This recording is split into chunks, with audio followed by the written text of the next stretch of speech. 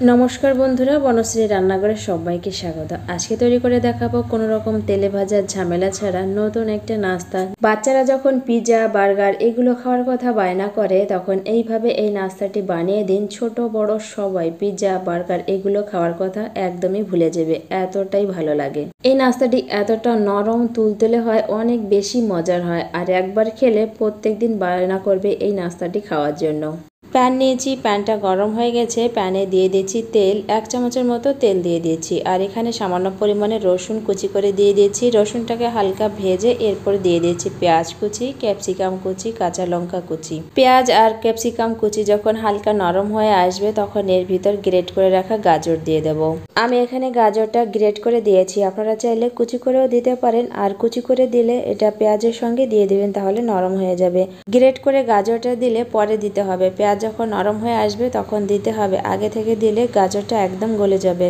স্বাদ মতো নুন দিয়ে এবার এটাকে একসঙ্গে খুব ভালো করে মিশিয়ে নেব।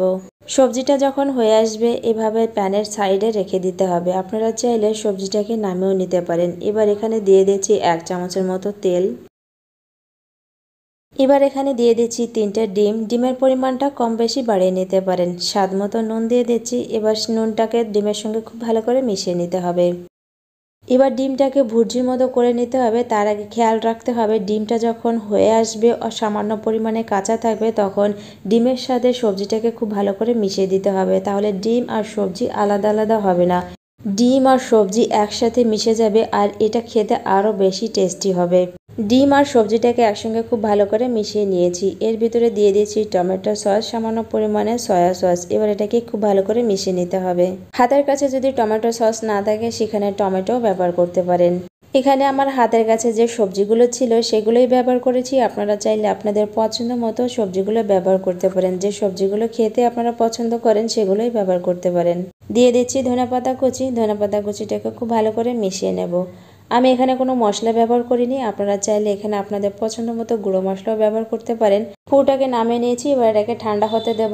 একটা মিক্সিং বোল নিয়েছি, দিয়ে দিচ্ছি 1 কাপ ময়দা, 1 চামচ ইস্ট, 1.5 চামচ চিনি, স্বাদ মতো নুন দিয়ে দিচ্ছি। এবারে শুকনো উপকরণগুলো একসঙ্গে মিশিয়ে নেব। আমি এখানে ড্রাই ইস্ট ব্যবহার করেছি, আপনারা চাইলে ইস্টটাকে অ্যাক্টিভ করেও নিতে পারেন। দিয়ে দিচ্ছি কিছুটা পরিমাণে গ্রেট করে রাখা গাজর। গাজর দিলে এটা দেখতে অনেক সুন্দর লাগবে, আপনারা চাইলে গাজরটা সিদ্ধ করেও দিতে পারেন, তবে গাজরটা অপশনাল, ভালো লাগলে দিতে পারেন, না লাগলে দেওয়ার দরকার নেই। এবার জল দিয়ে এটাকে মেখে নেব। আমি এখানে নর্মাল জল ব্যবহার করেছি, আপনারা চাইলে হালকা কুসুম গরম জলও ব্যবহার করতে পারেন। এবার এর ভিতরে 1 চামচ তেল দিয়ে এটাকে নরম করে মেখে নিতে হবে। আমি এখানে একটু নরম করে মেখে নিয়েছি, আপনারা চাইলে এর থেকে একটু শক্ত করেও মেখে নিতে পারেন, তবে আমার কাছে মনে হয় এভাবে একটু নরম করে মেখে নিলে এটা আরও বেশি সফট নরম তুলতুলে হয়। ময়দার এই ডোটাকে 5 মিনিটের মতো একটু ভালো করে মেখে নিতে হবে, তাহলে এটা নরম তুলতুলে সফট হবে। ময়দাটাকে এভাবে নরম করে মেখে নিয়েছি। হাতে সামান্য তেল লাগিয়ে এখান থেকে কিছুটা পরিমাণে ডো নিয়ে এভাবে বাটির মতো তৈরি করে এর পুরটা এভাবে দিয়ে দিতে হবে। হাতে অবশ্যই তেল লাগিয়ে নিতে হবে, নয়তো হাতে একদমই লেগে যাবে।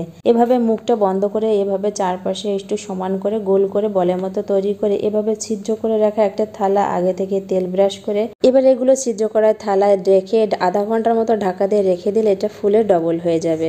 অন্যদিকে একটা ডিশে জল গরম করতে দিয়েছি, জলটা গরম হয়ে গেছে। এবার ছিদ্র করা থালাটা দিয়ে এভাবে ঢাকা দিয়ে দিতে হবে। এবার এই নাস্তাটিকে 6 থেকে 8 মিনিটের মতো স্টিম করে নিতে হবে। আর নাস্তাটা দেখে বুঝতে পারছেন কতটা সুন্দর হয়েছে, দেখতে কিন্তু অসাধারণ লাগছে।